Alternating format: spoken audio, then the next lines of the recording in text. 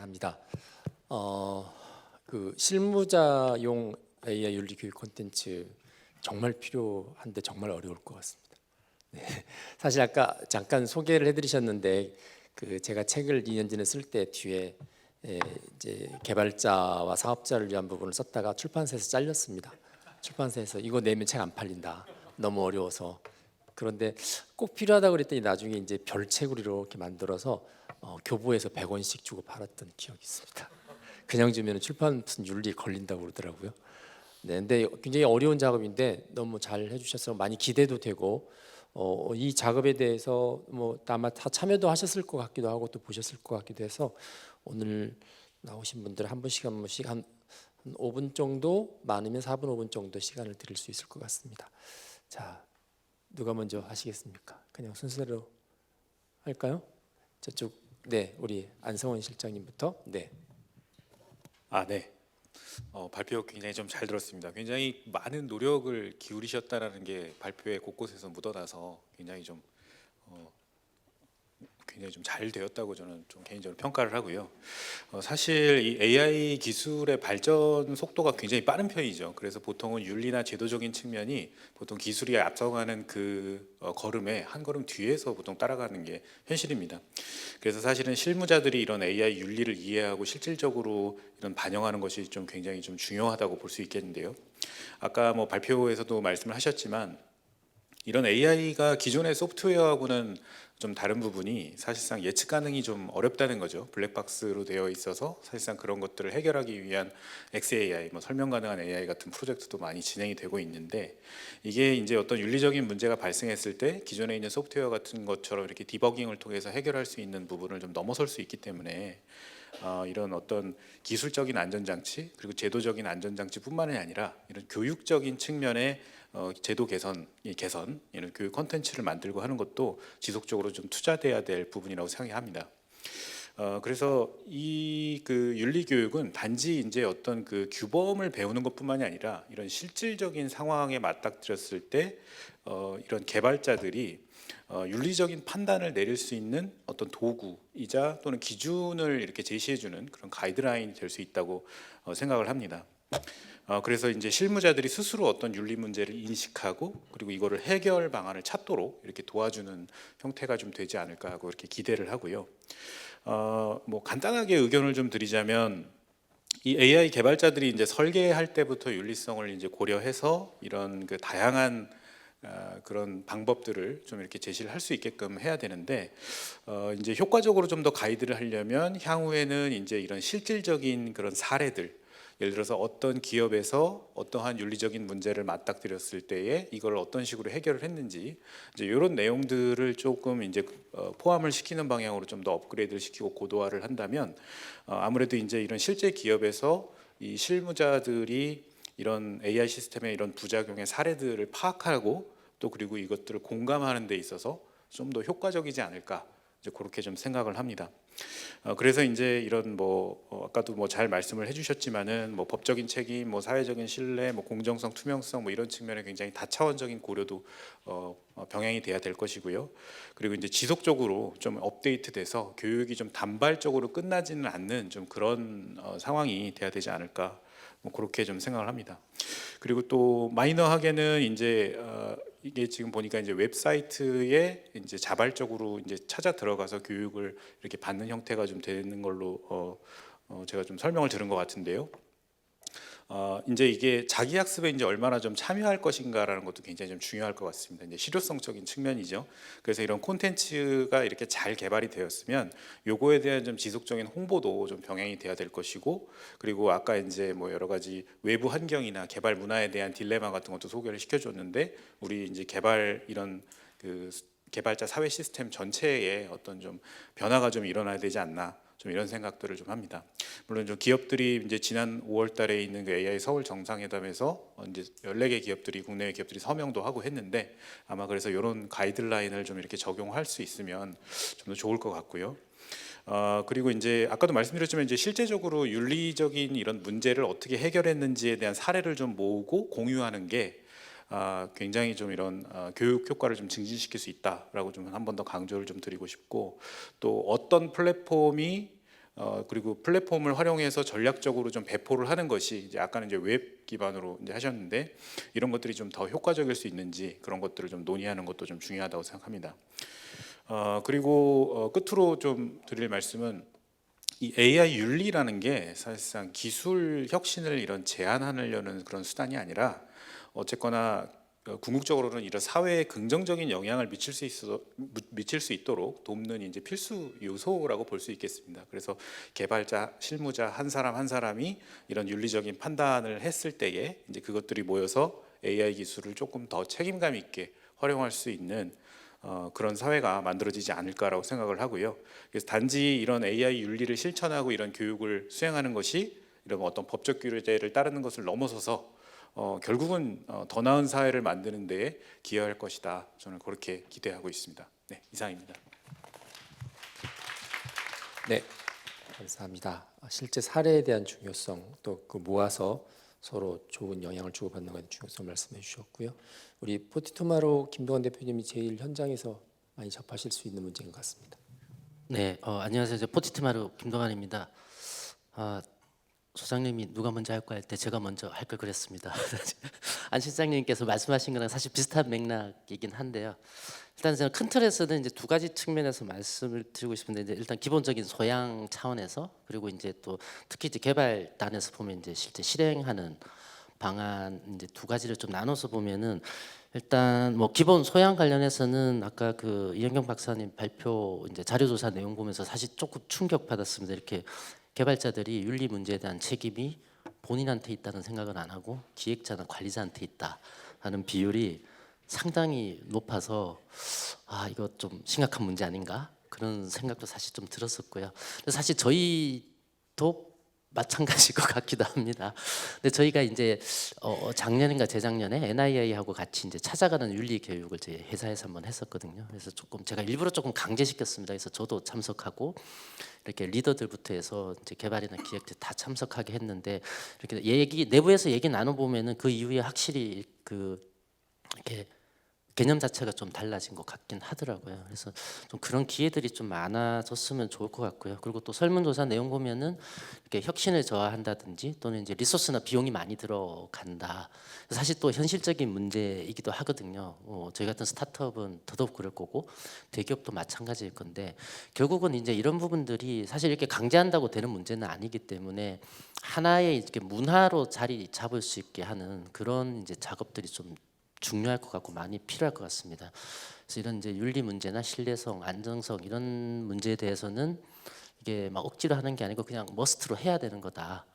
이게 안 하면은 나중에 큰일이 난다. 이런 이제 인식이 생길 정도로 이게 좀 하나의 문화로 자리 잡게 하는 과정들이 필요할 것 같고요. 특히 이제 그런 과정에 있어서 안 실장님도 말씀하셨지만 실제 구체적인 사례들, 특히 개발 조직들은 눈에 보이는 것만 좀 믿거든요. 그래서 개념적으로 얘기하면은 잘 못 받아들이거든요. 그래서 실제 사례들을 많이 이렇게 공유해 주는 게 중요할 것 같고요.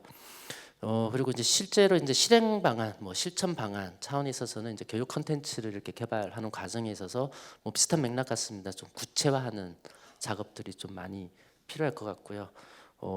대신에 이제 이런 것들이 이제 좀 구체화하다 보면은 잘못하면 이게 뭐 뭔가 이렇게 개발을 위축시키거나 또는 이 규제처럼 다가올 수도 있거든요. 이제 그런 부분에 대한 밸런스를 잘 맞추는 것도 좀 중요할 것 같습니다.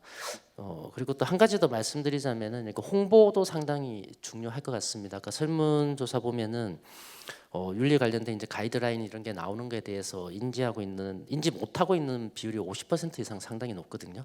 근데 딱 한 가지 항목들 EU AI 액트에 대해서는 인지하고 있는 비율이 75% 이상 되거든요. 사실 AI 액트 같은 경우는 이제 언론을 통해서 보도 자료나 얘기들이 많이 나오니까 그나마 인지를 하고 있는 것 같거든요. 그래서 이런 이제 교육 콘텐츠가 만들어지게 되면은 좀 이렇게 홍보나 이런 부분들도 좀 신경을 많이 쓰면 좋을 것 같아요. 그러니까 실제로 사실 키스디에스 만든 이제 자율점검표라든지 또 이제 TTA에서도 이제 신뢰할 수 있는 이제 인공지능 개발 가이드라든지 또 개보이에서도 그 개인정보 처리 관련된 이제 가이드라인 같은 것들이 이미 나온 지 1년, 2년 됐는데 개발자는 물론이고 개발하는 기업들조차도 그런 게 있는지 잘 모르는 경우들이 많고 인지는 하더라도 실제 활용 안 하는 경우가 대부분인 것 같거든요. 그래서 그런 부분들에 대해서 좀 홍보도 많이 하면 좋을 것 같아요. 그래서 제가 아까 그 이은경 박사님 이렇게 발표 내용 들으면서 오늘 나왔던 내용들 중에 제가 충격받은 것처럼 조금 이렇게 좀 의미 있는 내용들 또는 이제 우리가 이런 AI 관련된 또는 이제 사회적으로 같이 고민해야 되는 그런 항목들에 대해서는 뭔가 좀 보도 자료를 좀 오늘 포럼도 의미가 있지만 보도 자료를 또 내거나 또는 이제 칼럼 같은 것 좀 많이 내고 해서 좀 사회적인 공감대를 형성하고 궁극적으로 좀 사회적 합의를 이끌어갈 수 있는 그런 계기들을 좀 많이 만들 수 있으면 좋겠다는 생각도 해봤습니다. 네, 이상입니다. 네. 그 김 대표님이 그 찾아가는 윤리 말씀하셨는데 저도 그 강사가 돼서 이렇게 회사에 찾아가서 강의를 한 적이 있었는데 그 대표님은 되게 반가워하세요. 왜냐면 이렇게 국가에서 다 돈을 대줘서 강의를 지원하는 거니까. 근데 그 직원분들이 이렇게 막 근무하다가 사장님이 와서 강의 들으라고 그러니까 막 마지못해서 와서 듣는 뭐 그런 표정들이 있는데 사실 그렇죠. 개발자 입장에 있을 때는 윤리 그러면 실제로 필요하다는 느낌도 안 드는데 그 지금 개발하는데 시간 없는데 그 윤리 교육 받으라고 하고 막 그런 부분들이 있는 것 같아서 아무래도 이게 이제 조금씩 그 개발자들의 어떤 아까 문화 이야기였는데 개발해서 그런 문화들이 좀 확산이 되면 더 좋겠다는 생각을 합니다. 이제 아마 오늘 하는 요 주제들이 본격적으로 이렇게 컨텐츠가 나오게 되면 그런 부분이 이렇게 급속도로 많이 퍼지지 않을까 하는 생각을 합니다. 우리 김현철 교수님이 말씀하시고 싶어 하시거든요. 제가 먼저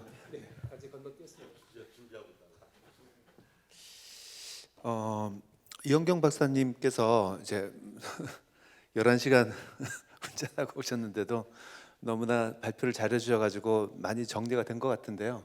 초반에 아까 그 두 번째 장표인가요? 그 문 여는 그림이 있었어요. 예, 예, 문의 생김에 따라서 사람이 다르게 행동하는 거. 그게 제가 아까 보면서 생각했는데 어느 분이 말씀하셨는지 모르겠지만은 미디어를 통해서 메시지가 가는 게 아니고 미디어 자체가 메시지다 이런 또 말이 있습니다. 그러니까 어떤 기술 자체가 사람을 변화시킨다는 거죠. 예, 그래서 우리가 인공지능 윤리라는 것도 그것으로 통해서 세상에 사람들의 너무나 큰 영향을 줄 수 있기 때문에 거기에 그런 관점으로 우리가 접근을 한다는 생각으로 이제 말씀을 하셨던 것 같고요. 저는 대학에 있기 때문에 대학 관점으로 좀 말씀드리면은 최근에 많은 연구에서 인공지능의 여러 가지 윤리적인 문제를 일으키는 요인들이 많은데 그 중에 제일 큰 이제 부각이 되는 거가 개발자 자체의 원인이 요인이 굉장히 이제 많이 관심을 받고 있어요. 사실 개발자들이 개발을 할 때 코드를 짤 때 자기가 바꿀 수 있는 옵션이 진짜 많거든요. 그런데 그 옵션을 어떻게 결정하냐면은 자기도 무의식적으로 하는 거고 대부분이 자기의 백그라운드, 잠재적인 어떤 그런 의식에 의해서 자기가 결정을 합니다. 그런데 그것이 아까 뭐 캐스케이딩 돼가지고 엄청난 영향을 또 일으키게 되거든요. 그거를 관찰하고 그것을 모니터할 필요가 있어요. 근데 그것을 우리가 뭐 실제적으로는 이제 쉬운 것부터 얘기하면은 대학에서 교육을 해야 되겠다 이 부분을요. 대학에서 교육을 해야 되겠다는 생각이 들고 그런 의미에서 이제 이영경 박사님이 많은 조사를 했는데 지금 대학의 CS 컴퓨터 사이언스 과에서 이런 교육이 제대로 일어나고 있지 않습니다. 강조도 되고 있지 않고요. 왜? 교수들이 없습니다. 여기에 대해서 이제 인지를 하는 교수들이요. 그래서 많은 조사를 했는데 주먹구구식이고 산발적이고 단편적이고 뭐 이런 교육 과정들만 있습니다. 이렇게 표준화된 교육 과정도 없고요. 그래서 이것이 조금 심각하다 이런 생각을 조금 들고 있고요. 그래서 이거를 뭐 AI 수업 시간에 해야 되나 아니면은 소프트웨어 엔지니어링 수업 시간에 해야 되나 뭐 이런 고민을 저 나름대로 조금 하고 있는데 최근에 제가 본 자료 중에서 스탠포드 대학의 컴퓨터 사이언스 학과에서요 임베디드 에틱스라는 교육 과정을 운영을 하고 있더라고요. 보게 되면은 원래 목표가 그러니까 스탠포드 대학의 CS를 졸업한 학생들은 단 한 명도 이 과목을 피해서 갈 수 없게 구조화를 만들어놨고 그 중에 하나가 한 10개 정도의 에틱스 과목을 개발을 해냈고요. 특히 모든 15개의 과목들, 운영체제, 소프트웨어 공학, 뭐 자료구조 이런 시간에 임베디드를 시켜버린 거예요. 에틱스를요. 임베디드를 시켜가지고 그거를 관찰하고 조사하고 보고서를 내고 지금 그러고 있는 게 있어서 이거를 좀 많이 참조해 보면은 좋지 않을까라는 생각이 들고요. 그다음에 그 스탠퍼드 대학에서 이제 강조하는 것 중에 하나가 이제 제가 마지막 말씀인데 소프트웨어 개발 프로세스를 보게 되면은 이 소프트웨어가 좋은 프로세스인지 아닌지를 판정하는 그 메저들이 있는데 1세대, 2세대, 3세대, 4세대가 있다고 그분이 얘기를 하시더라고요. 1세대는 이것이 정확성, 이것이 오류가 없이 정확하게 돌아가는가, 그게 1세대였대요. 2세대에서는 UI, UX가 도입이 됐대요. 그래서 이것이 사람들이 쓸 수 있게 만든 건가 아닌가, 이걸 평가 요소로 집어넣고 3세대에 와서는 어떤 평가 요소를 집어넣냐면 시큐리티를 집어넣었답니다. 시큐리티, 이게 보안 쪽으로 문제가 없는가. 4세대를 우리는 가야 된다라고 주장을 하고 있는 거예요. 4세대가 윤리적인 요소라는 거예요. 윤리적인 요소 평가 요소를 집어넣어서 이거가 통과 안 되면은 검수를 못 받는 거죠. 그리고 이 과정을 대학의 인공지능 수업 아니면은 소프트웨어 공학 수업 아니면 모든 수업에 인베디드해서 이 과정을 가르쳐야지 이 학생들이 졸업해서 결국 이제 개발이나 회사들이 바꾸는 거지. 했던 저 강조하는 거는 대학부터 시작을 해야 된다. 그러면 표준화된 교육 과정 어떻게 이걸 할 건가에 대한 좀 합의가 좀 이루어지고, 지금은 어떠한 연구회조차도 지금 없는 상태입니다. 지금은요. 각자 나름대로 하고 있는 거고요. 그래서 뭔가 키스티나 이런 데서 조금 조직화를 해서 이런 사람들이 모여서 여기서 논의할 수 있는 장을 좀 만들어주면 좋겠다, 이런 말씀드립니다. 감사합니다. 네. 교수진이 없다고 말씀하신 게 참 와닿는 것 같아요. 뭐 혼자 공부하면 되긴 되는데, 그래서 제가 이전에 인터넷 윤리를 한 20년 전에 시작할 때 이걸 어떻게 할까 고민하다가 당시에 그 과기정통부 미래창조과학본가의 그 장관님한테 부탁을 해서 전국 총장님한테 공문을 보냈습니다. 과목을 개설해 달라고. 그래가지고 한 50개 대학이 개설한 적이 있었던 경험이 있는데, 아마 교육부랑 또 교육에 펀드 주는 팀이랑 같이 움직이면 좀 효과는 있지 않을까 생각을 해봤습니다. 우리 이영탁 실장님, SK텔레콤 말씀해 주시겠습니다. 네, SK텔레콤의 이영탁입니다. 오늘 기조강연에서 미래가 다가오는 게 아니고 만든다는 우리 이상 위원장님 말씀 잘 들었고요. 우리 박성필 원장님이 두모 부모 하면서 이유액트가 상당히 중립적으로 한 것도 상당히 많은 인사이트를 주셨습니다. 오늘 이영경 박사님 발표 잘 들었고요. 처음에 행동 유도성 먼저 이렇게 화두 꺼내면서 인공지능 개발 과정에 따른 콘텐츠 내용에 대한 부분을 세부적으로 설계하신 부분 되게 인상 깊었습니다. 오늘 뭐 되게 오랜 시간 걸려서 서울 올라오셨는데 몇 시간 걸렸냐고 일부러 안 여쭤봤거든요. 많이 걸릴 것 같아서. 근데 11시간이면 어젯밤에 출발하신 것 같은데 고생 많으셨고요. 좀 발제해 주신 내용 중에서 한 두 가지 정도 의견 드리고 시간 되는 대로 좀 말씀드리겠습니다. 인공지능을 개발하기 위해서, 윤리적으로 개발해서 개발자에 대한 컨텐츠 교육 되게 중요합니다. 저희 SK그룹에서도 우리 교육 플랫폼인 마이썬이라는 게 있는데 인공지능에 관한, 윤리에 관한 강연들이 되게 많이 올라와 있습니다. 근데 개발자에 대한 윤리 강연은 전무한 걸로 좀 파악이 되는데요. 제가 회사 돌아가서 한번 개발자에 대한 컨텐츠도 만들어 달라 한번 좀 건의를 좀 할 예정이고요. 그 내용 중에 교육 콘텐츠 개발 연구반이 추진되고 있다. 이 부분에서 좀 말씀을 드리면, 실제 개발자들이 인터뷰 단계나 감수 단계에는 한 4분씩 포진이 돼 있는데, 개발 단계, 콘텐츠 개발 단계에는 LG AI 연구원 한 분만 계시더라고요. 그래서 제 생각에는 그 개발 단계에도 좀 더 콘텐츠의 실효성을 좀 높이고 개발자 입장에서도 이해하기 쉽고 필요한 내용이 콘텐츠가 담기려면 이 개발 부분에도 좀 더 개발자들을 좀 포함시켜서 프로젝트 하시면 어떨까, 이렇게 제안을 좀 드려보고요. 제일 반가웠던 부분이 일반 소프트웨어 개발과 인공지능 시스템 개발의 차이점. 저희가 SKT AI 거버넌스를 발표를 5월달에 했는데 그 과정에서 이 부분이 상당히 명확하게 안 와 있었는데 그 장평 하나 들어갔으면 되게 좋았을 거라는 느낌. 상당히 분석을 잘 해주셨고요. 비교를 거기에 따라서 나타날 수 있는 딜레마 상황에 따라서 그걸 도출해낸 것도 상당히 포인트가 좋았던 것 같습니다. 이렇게 그 윤리 콘텐츠 아마 교육 자료가 될 텐데요. 이게 적극적으로 현장에 사용하기 위해서는 이렇게 개념적으로 정리하는 것보단 우리 박사님 하신 것처럼 개발자 눈높이에 맞춰서 인터뷰도 하고 그다음에 거기에 대한 케이스 스터디 하는 게 되게 중요하다고 생각을 합니다.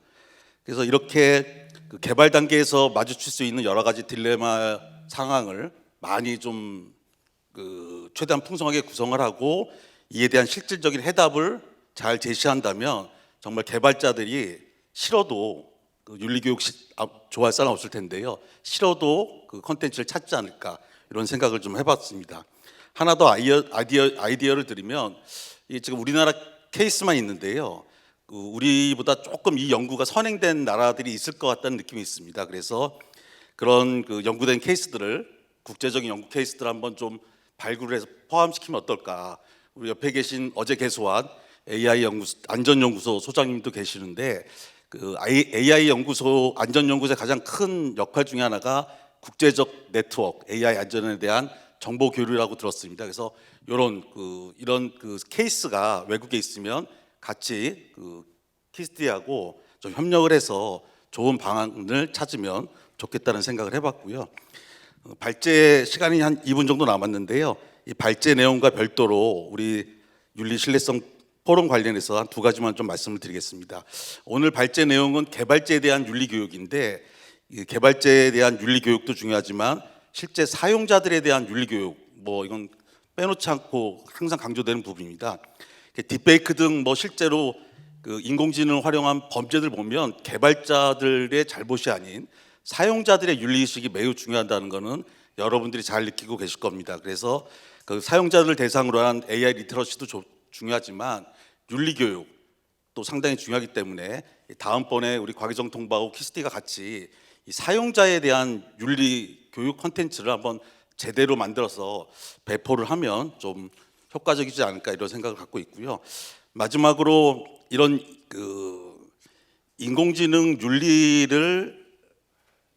인공지능의 윤리성, 신뢰성을 제거하기 위한 그 실질성 성과를 거두기 위해서는 기술로 해결한다는 얘기들을 많이 합니다. 예를 들어서 실제로 인공지능 윤리의 많은 문제점들을 기술이 해결하는 경우가 많은데요.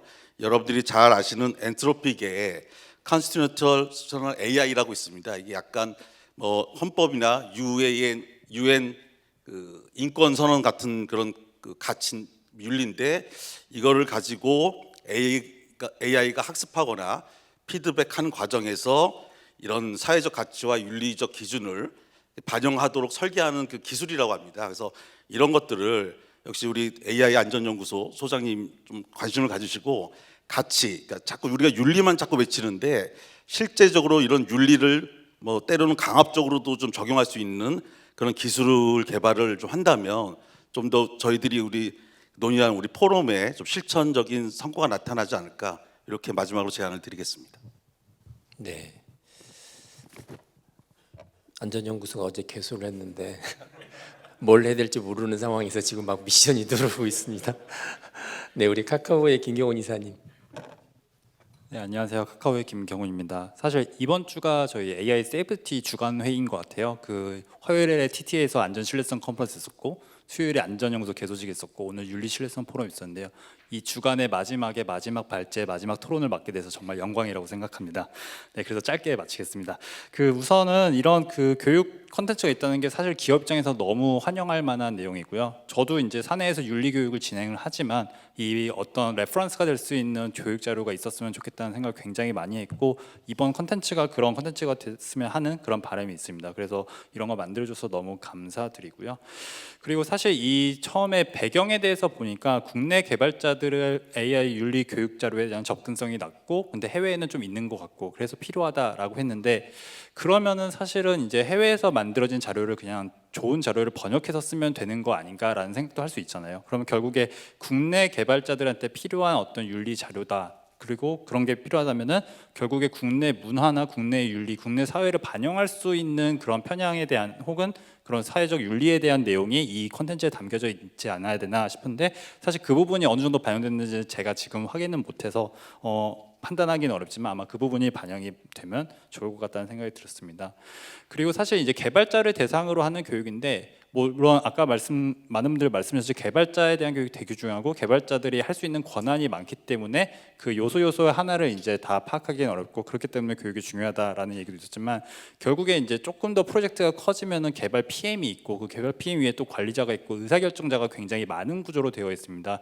그러면 사실은 이 개발자 개인도 되게 중요하지만 이 의사결정을 할 수 있는 위치에 계신 분들에 대한 윤리 교육이 더 중요할 때가 많아요. 왜냐하면 윤리라는 거는 알고 있다 하더라도 되게 그레이한 영역이 교육이 많고 이거를 개발자 스스로 판단하기 어려운 부분이 너무나도 많습니다. 아무리 교육을 잘 한다 말이죠. 그래서 이거는 의사결정자가 정말 올바르게 판단할 수 있도록 선택을 잘 할 수 있도록 하는 게 사실 교육의 가장 큰 목적이고 실효성이 있는 부분이라고 생각이 됩니다. 그리고 이제 그 장표 곳곳에 이제 어떤 윤리 도구를 좀 보여주신 것 같아요. 뭐 편향성을 감지할 수 있는 도구, 뭐 구글에서 만든 도구, MS에서 만든 도구 이런 것들이 있는데 이런 도구들을 실무에서 적용한다고 했을 때 사실 좀 어려운 부분이 있어요. 특히 이런 부분은 이제 외국에서 만들어진 거고 그런 기준이나 어떤 문화, 시대 이런 게 다 다를 수 있기 때문에 이런 교육 콘텐츠에 만약 윤리 도구까지 추가될 수 있다면 저희는 더 좋지 않을까라는 생각이 듭니다. 이런 거는 정부에서 만들어줘도 저는 좋을 것 같다는 생각이 듭니다. 네, 이상입니다. 네, 감사합니다. 앞서 다섯 분 하신 말씀에 대해서 우리 이현경 박사님 또 추가 설명하실 내용 있으시면 부탁드리겠습니다. 네, 오늘 다 너무 주옥 같은 그 피드백이었다고 생각을 합니다. 특히 아까 말씀하셨던 그 국내 개발자들에게 필요한 내용이나 사례가 중요하다는 점, 이건 저희도 매우 느끼고 있는 바이고요. 사실 이 사례를 수집하기가 조금 어려웠다라는 그런 현실적인 어려움이 있었습니다. 왜냐하면 아까 말씀하셨던 것처럼 뭔가 이 각 기업에서 있었던 실패 사례에 대해서 공유를 하고 우리가 어떻게 이거를 처리했는가를 외부에 투명하게 공개하는 순간 그게 새로운 보안 위협이 되기도 하고라는 그런 말씀도 많이 해주셨고요. 또 이제 그거를 벗어나서도 이제 자기 기업의 실패 사례를 외부에 이제 공개하는 거에 대한 조금 부담감도 있으신 것 같아서 사실 저희도 좋은 그 어떤 사례, 특히 우리나라에 특화된 사례를 많이 모으고 싶었었는데 그 부분이 좀 어려워서 사실 사례가 대부분 이제 해외의 사례에 국한돼 있다는 점 저희도 근데 최대한 국내 사례를 조금 더 실을 수 있도록 앞으로 남은 기간 동안 좀 더 노력을 하려고 하고 있고요. 그리고 말씀해 주셨던 아까 개발 문화가 좀 변해야 한다라는 이 지점은 굉장히 저희도 공감하고 있는 바입니다. 김현철 교수님께서도 저희 팀 연구반 리드해 주셨을 때 항상 궁금해하셨던 것이 이게 각 개발자들이 이렇게 뭐 특히 스타트업 같은 경우는 이렇게 한 개발자가 이렇게 코드를 좀 개발하고 하는 상황에서 서로 이런 코드 리뷰 같은 걸 하는지 또는 뭐 오픈 소스에서 이렇게 그 데이터를 가져다 쓰거나 뭐 모델을 가져다 쓸 때 그거를 어느 정도로 서로 검증을 하고 이야기를 한 채 그런 공유된 문화가 있는 채로 개발을 시작하는지 뭐 이런 쪽으로 말씀을 많이 주셔서 저희도 그 부분을 굉장히 신경을 쓰고 있고요. 그리고 그 마지막에 그 워크북 관련해서 이제 좀 더 다양한 그 저자분들 또는 팀이 있었으면 좋겠다는 말씀도 너무 공감하면서 또 혹시 소개를 시켜주실 수 있으시면 저희가 사실 가장 어려운 것이 개발자분들을 직접 만나 뵈기까지가 되게 어려웠습니다. 많은 분들이 조금 거절을 하시기도 했고 우리 개발자분들 좀 바쁘십니다 라는 그런 거절도 많이 당했었긴 하고요. 그럼에도 불구하고 이게 제가 아까 말씀드렸던 이 리빙 다큐먼트로서 매년 개발될 수 있다면 이제 그 매년 조금 더 이런 역할을 하실 수 있는 개발자분들 또는 그런 팀을 찾아서 좀 점점 더 사례를 넓히고 이런 방식으로 보완을 해나가면 좋을 것이라고 생각이 됩니다. 그리고 아까 말씀해 주셨던 사용자 윤리 이것도 참 재미있는 부분인데요.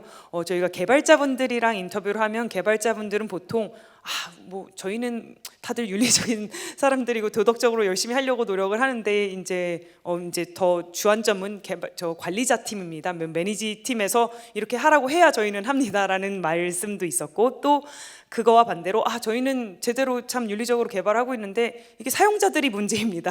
그래서 사용자들 교육을 조금 더 해야 됩니다라는 그런 답변도 많이 얻었습니다. 그래서 이게 아까 처음에 말씀드렸다시피 어느 한 주체가 만 해서는 되는 노력은 아니고 모든 주체들이 좀 다각적으로 참여해야 되는 노력이라고 생각을 하고 있고요.